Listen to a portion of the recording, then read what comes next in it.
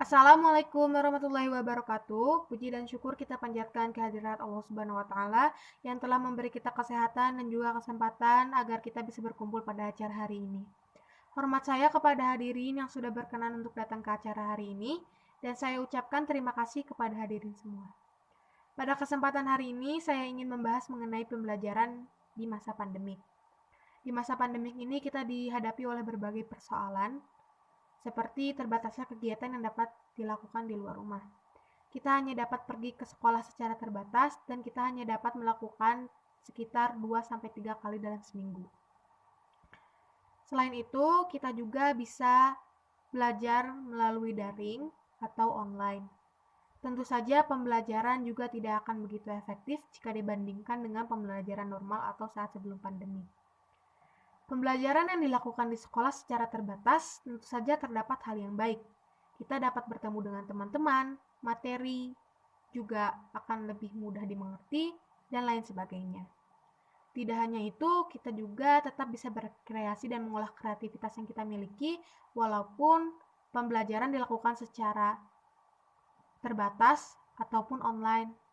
Berkreasi dapat kita lakukan dengan berbagai upaya. Di bidang seni kita bisa melukis atau menggambar, atau bermain musik, dan lain sebagainya.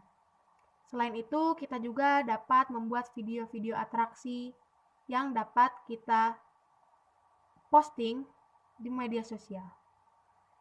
Kita juga sebagai pelajar tentu saja tidak hanya berpikir tentang hobi atau kreativitas yang akan kita kembangkan, namun kita juga harus ingat pada prestasi yang kita miliki. Walaupun adanya pandemik ini, kita tetap bisa meningkatkan prestasi akademik maupun non-akademik. Caranya dengan kita mengikuti lomba-lomba yang diselenggarakan secara online ataupun secara offline atau secara langsung. Kita bisa mengikuti olimpiade-olimpiade akademik seperti olimpiade matematika, olimpiade IPA, dan lain sebagainya yang dilaksanakan secara online. Kita juga bisa mengikuti perlombaan-perlombaan olahraga yang diselenggarakan secara langsung. Ketika pembelajaran dilaksanakan secara online, tentu saja akan ada saat di mana kita merasa bosan dan kurang semangat. Dan juga jika pembelajaran dilaksanakan secara offline atau secara langsung, kita juga akan ada saatnya kita merasa malas untuk berangkat ke sekolah. Saat ada di keadaan seperti itu, kita dapat mengisi waktu kita dengan melakukan hal-hal yang bermanfaat.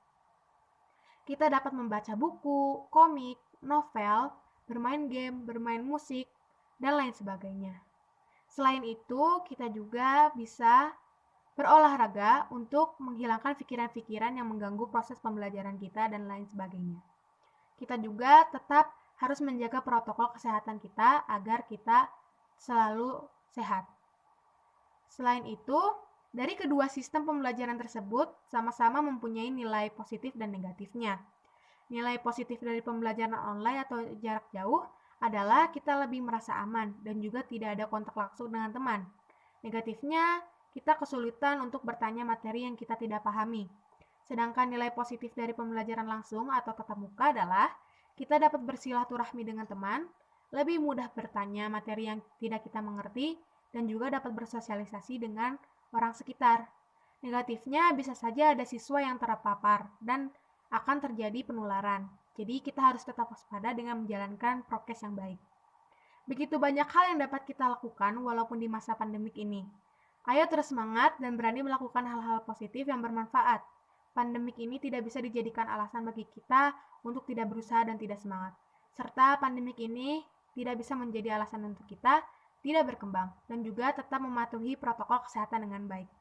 Demikian pidato yang saya sampaikan.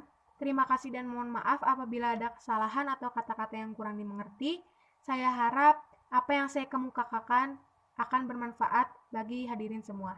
Wassalamualaikum warahmatullahi wabarakatuh.